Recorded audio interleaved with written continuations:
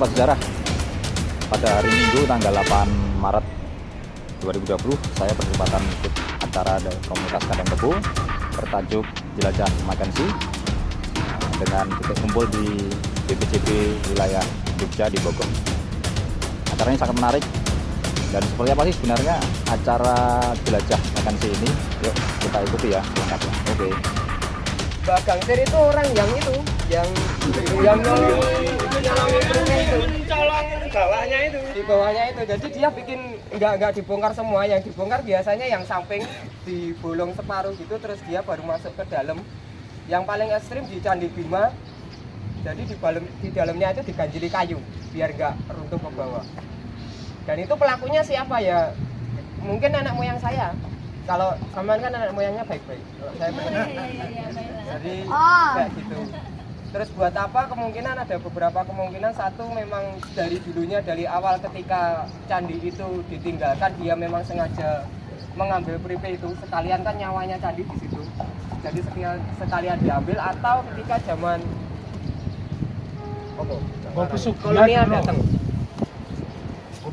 Pesugihannya buat pesugihan, soalnya kan itu dijual. Nah itu dijual. Pripe itu semacam sajen juga pas. Jadi ya semacam sajen lah. Jadi candi itu bila tidak ada pripe itu memang bangunan batu biasa. Dan candi ketika mendatangkan dewa atau mengundang orang dewa itu harus ditambah pripe-pripe hutan. Dalamnya isinya macam-macam. Kadang ada plat emas, tapi berupa lempengan kayak kertas gerenjeng rokok itu loh. Tapi emas ada juga yang dari perak, terus ada lagi cincin, ada berupa batu-batu gitu, terus pasir, kemudian abu.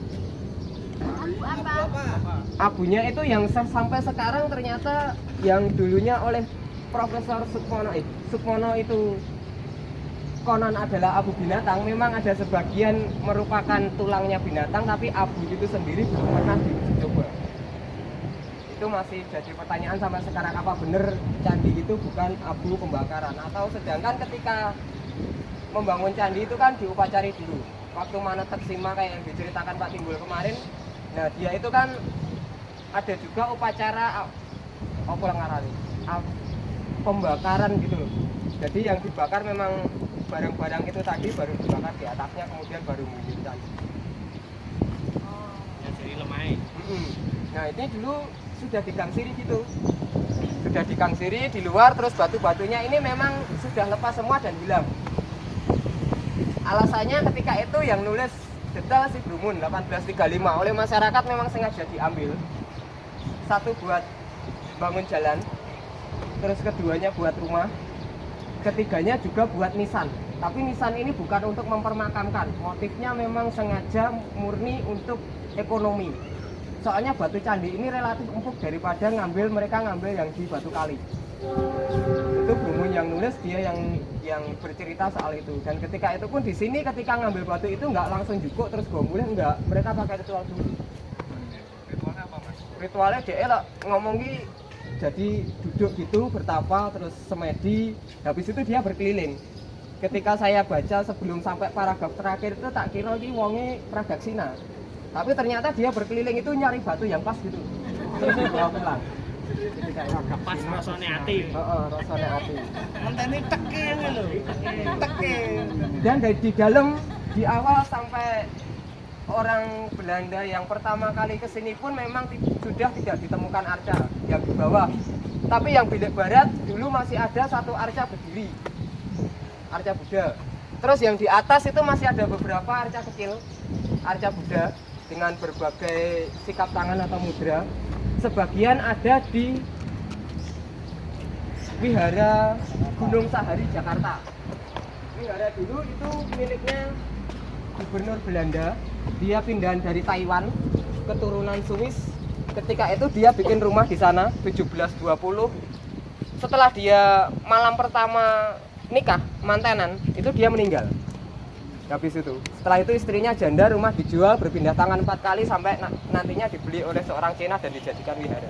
Sekarang arca-arca Buddha yang di sini sebagian masih ada di sana.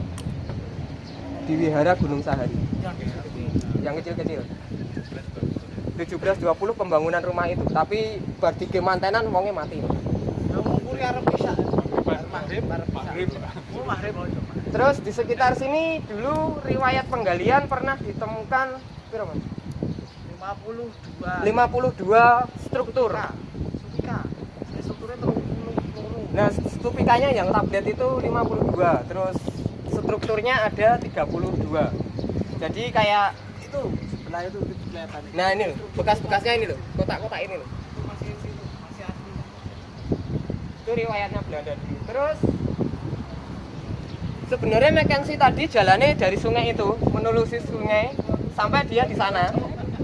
Di arah sana ketemu sama sebuah pendopo gede dari bata, dan batanya itu keras sekali. Ketika itu bata-bata itu sudah tempat itu digunakan sebagai sawah, jadi wis dadi sawah. Tapi ngisore pondasinya botol. Di dalamnya masih ada umpak-umpak yang lumayan gede, diameternya sekian gitu, saya lupa. Dan di tempat itu ada 5 buah pintu masuk dengan menggunakan anak tangga, dan 2 anak tangga yang berada di depan itu disitulah dulu asalnya arca yang sekarang ada di Museum Sono Budoyo. Arcanya gede sekitar 2 meter, tapi nggak pakai mahkota, dan itu mungkin satu-satunya yang berbelah tengah, jadi rambutnya teletong terak pedah gitu di tengah gitu. Itu satu-satunya, itu dulunya pendopo. Oh, kaya foto zaman dhisik koncone dhewe belah tengah ketok Oh, tahu ono. oh, Kita oh. Pak Dik. Merupakan dari masalahnya Candi Kalasan ini dulu seperti yang diceritakan di Prasasti Kalasan. Selain raja bikin candi kan, ketiga pejabat kerajaan ini membuatkan sebuah rumah berkumpul buat para biku ketika itu, Mahayana. Dan itu dekat, cuma sekitar 150 meter ke arah sana. Iya, batanya hilang. Sekarang sudah lenyap. 1920 dia sudah nggak ada. Hilangnya kemana? Menurut riwayat, satu selain oleh penduduk, yang paling pasif diambil oleh Sultan Habib II untuk membuat pesanggerahan. Dan itu nggak cuma di situ, yang di Candi Prambanan pun beliaunya juga hampir setiap tahun mengambil 1 atau 2 buah batu dari situ. Selain di situ juga mengambil batu di Dieng. Jadi nggak semuanya ini Belanda yang ngambil, nggak semuanya masyarakat yang ngambil, tapi keraton pun juga ikut andil. Selain yang di sana juga dibawa ke Keraton Solo. Banyak banget. Banyak. Dan yang penjaraan batu-batu pinggir ini baru dari masyarakat. Makanya ini sampingnya hilang, soalnya kan batu-batu gini gampang banget buat fondasi rumah. Buat umpak di bawahnya juga gampang. Nah, gampang. Terus di dalam itu dia ada yang namanya Vajralepa. Nah, dulu dia ketika Krom datang, ketika bulan purnama ini masih sempat bersinar, jadi kayak mantul loh. Dia memang lepa, sebuah lepa yang buat pelapisan itu. Dulu sama orang Inggris ataupun Belanda dulunya dianggap lumut, makanya sempat dibersihkan. Diteteli gitu maksudnya. Dikira lumut, dia sempat dibersihkan. Terus yang selamat mungkin Sari masih nggak begitu parah. Jadi kayak gitu riwayatnya Kalasan. Yang semoga nanti atapnya bisa ketemu, soalnya dari dulu memang sudah.